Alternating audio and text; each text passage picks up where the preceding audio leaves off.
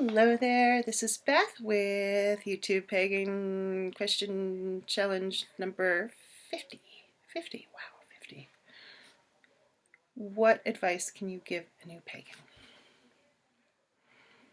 Oh, geez. If they're an asshole, run the other way. They're not going to be any better. If they're stuck in ego and they want to be flattered and you can't call your leader on their own BS, run the other way. It's a path where well, really any path. It doesn't matter whether you're in a formal organized religion such as Christianity or anything. There are always leaders there that are there for their own ego. They're there to get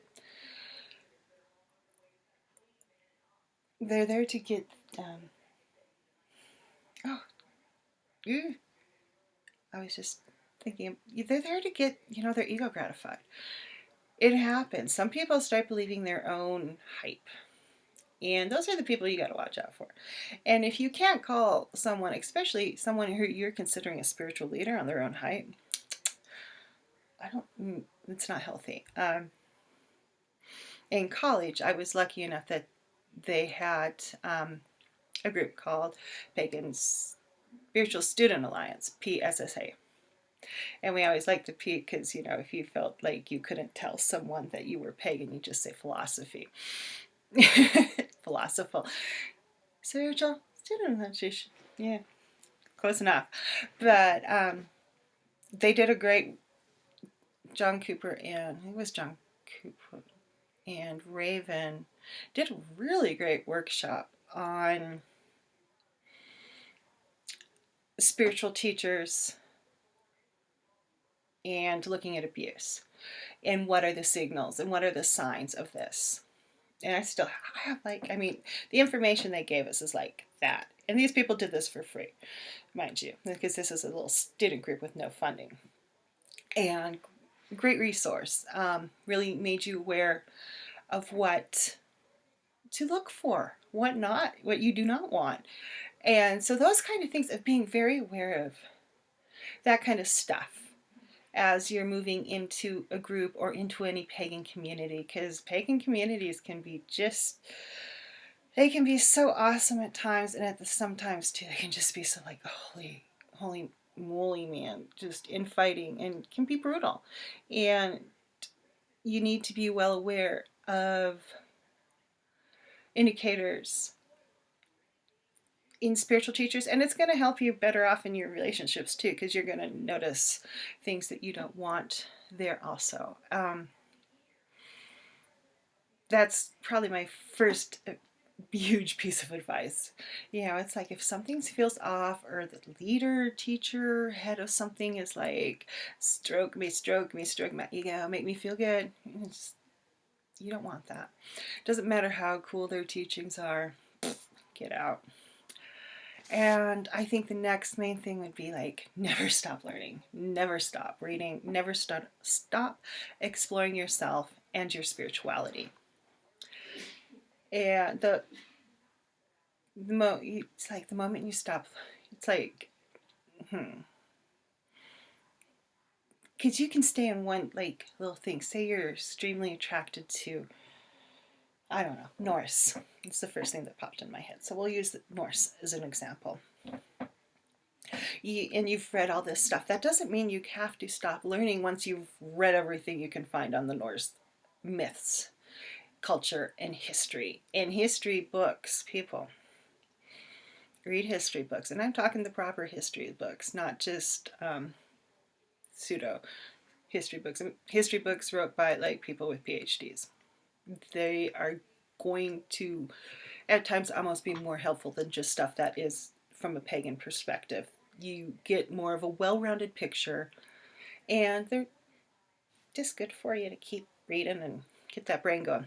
But history books, really important, I think, to paganism in general, because we hark back to a lot of stuff that has been lost. And what we're looking at many times is not even a written record, but looking at archaeological records to piece together cultural stuff. And also it helps you to kind of filter out the Christian stuff that gets put into things, and you can kind of see where things have been Christianized and kind of filter out some of that Christian slant at times a little bit. But learning and reading and that kind of stuff, really super important to your path. Always be learning, always be exploring, whether it's yourself or outside yourself, in various ways. Can we think of anything else, Miss Wilhelmina Wilson? And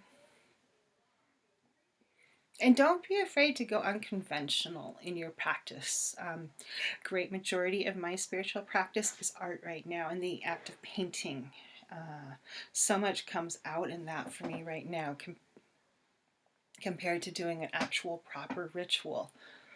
So just because it doesn't look like you're doing magic, you might be. Really take a look at stuff that you enjoy, such as art, singing, anything like that. Anything, it can be writing. Look outside what seems like the actual norm of what ritual is and see if you are doing ritual informally. And there are times where you can take that informal to another level and make it more formal and more intentional. And that's what I do with art a lot of times. Pretty much everything I do is something from my inner landscape. It's informed by my magical practices and my magical life. There is no separating my spirituality at this point in time from my artwork. It's very entwined. So look at things that may not seem conventional as far as ritual goes, and see if you are doing, what I refer to as informal ritual. Geez. Yeah. Learn. Be willing to walk away from things that aren't right for you. And yeah, look to the unconventional at times. And I think that is what I have to say on this.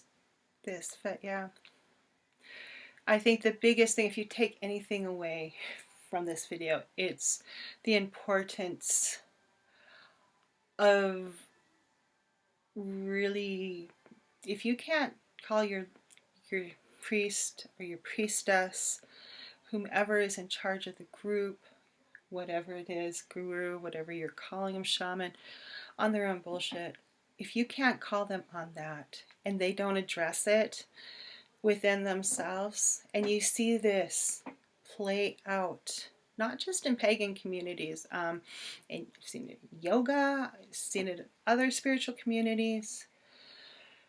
It happens. People get caught up in the act of ego and the act of being adored, and they kind of lose a little something until they topple. And there is usually a fall when that happens, when you get stuck so high on a pedestal and people are adoring you and you're sucking it up and going, yeah, it's so awesome.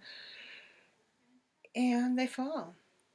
And it's usually a painful lesson for them. And it's often painful for the people who have been following them and then have been learning from them. And a lot of things don't survive. Some do, some don't.